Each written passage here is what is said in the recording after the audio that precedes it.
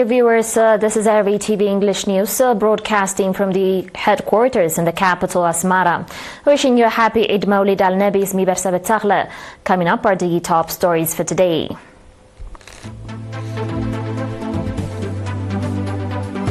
Eid Mawlid al-Nabi celebrated nationwide today.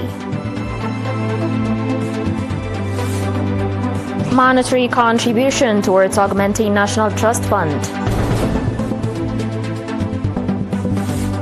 Lebanon urges international actions after Israeli attack on UN peacekeepers. And President Putin describes Congo as a time-tested partner. In your domestic reports, Eid Mawlid al-Nabi, marking the 1447 Hijriya year, was celebrated colorfully across the country today, 5 September. The ceremony at Al-Khulafa al-Rashidin Mosque was attended by ministers, senior government and PFDG officials, members of the diplomatic community, leaders of various churches, and a large number of the faithful. Hajj Mohammed Saeed Bashir, chairman of the Islamic Awqaf of Asmara, gave an extensive briefing on the historical background of the holiday. He also commended those who participated in and contributed to the colorful event. Speaking at the event, Sheikh Salim Ibrahim al-Mukhtar, Mufti of Eritrea, said that the national unity that the Eritrean people are enjoying through the sacrifices of the Eritrean martyrs is a precious gift from God, and that its foundation emanates from families. Sheikh Salim Ibrahim al-Mukhtar also wished peace and prosperity to the Eritrean people and the world at large, calling for support to be extended to disadvantaged citizens. The Eid Mawlid celebration was highlighted by spiritual performances. In another news, nationals inside the country and abroad have contributed 316,900 kroner, 175,655 nafa, and $33,985 towards augmenting the National Martyrs Trust Fund and supporting families of martyrs. Accordingly, nationals in Sudan contributed $32,525. The Eritrean community in Sweden contributed 212,500 kroner. Nationals in the Danish city of Drammen and its environs contributed 59,865 nafa. The Eritrean community in Örebro and its environs, Sweden, contributed 28,000 kroner. Nationals in Norrköping and its environs contributed 23,700 kroner. Nationals in Härnösand, Sweden, contributed 22,200 kroner. The Eritrean community in Arvika, Sweden, contributed 15,100 kroner, and nationals in the Swedish city of Katrineholm contributed 13,500 kroner towards augmenting the National Martyrs Trust Fund. Likewise, teachers of Sawa Warsayik Alo School contributed 60,890 nafa. The Eritrean Association in Germany contributed 30,000 nafa. Nationals in Gothenburg, Sweden contributed 25,000 nafa. Ms. Nuria Mohammed Nureddin, resident in Port Sudan, contributed $1,460. Mr. Alessandro Ballocco, resident in Italy, contributed $1,000, and Mr. Semiemane, resident in Sweden, contributed 1,900 kroner in support of families of martyrs. Still with your domestic news, the Ministry of Education branch in the southern region provided training to 40 school directors aimed at enhancing their capacity. The training was conducted in the city of Amhara. The trainees were from the subzones of Torona, Saganeti, Adayeh, Sanafa, and Amhara.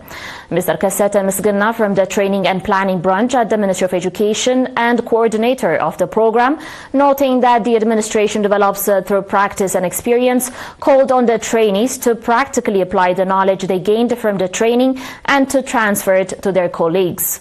Mr. Samsom Nagash, chairman of the Teachers Association in the southern region, said that effective theoretical and practical training was provided to school directors from 6 subzones in the region.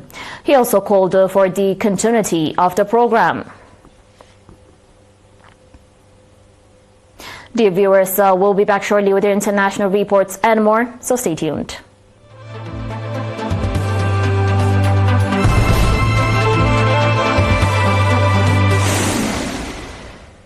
Welcome back. Lebanese President Joseph Aoun today called for urgent international action after Israeli drones targeted areas near the UN peacekeepers in southern Lebanon, calling it the most serious violation of the ceasefire in place since November. In a phone call with the UN interim force in Lebanon, the Lebanese president expressed solidarity with peacekeepers who came under fire near the border town of Marwahin. Yesterday, Wednesday, 3 September, UN interim force in Lebanon said Israeli drones dropped 4 grenades on Tuesday as its personnel cleared roadblocks blocking access to a UN post. 1 grenade landed within 20 meters of peacekeepers and 3 others within 100 meters of staff and vehicles.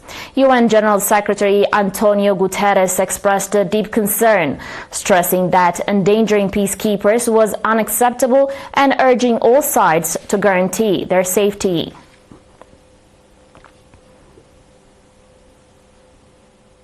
In another news, Russian President Vladimir Putin has described the Republic of the Congo as a reliable, time-tested partner during talks with President Denis Sassou Nguesso in Beijing.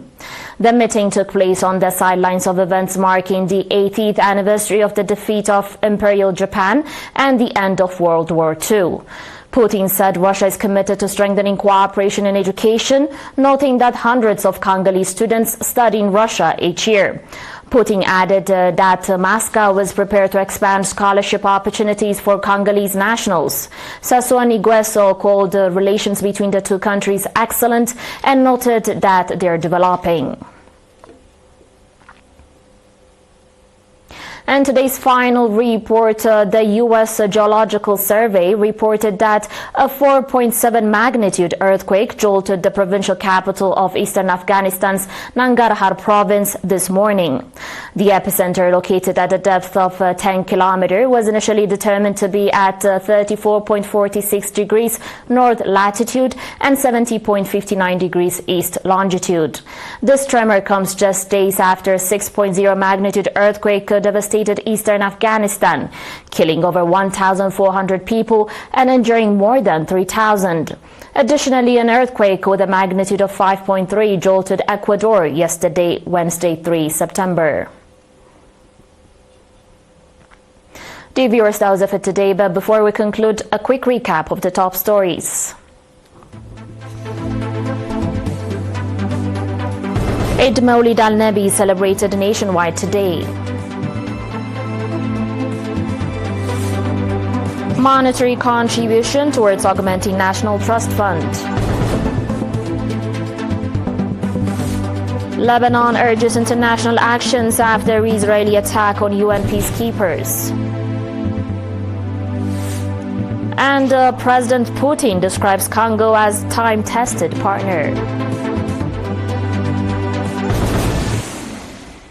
Thank you for watching, and we'll be back tomorrow with more news and developments. But until then, have a good one.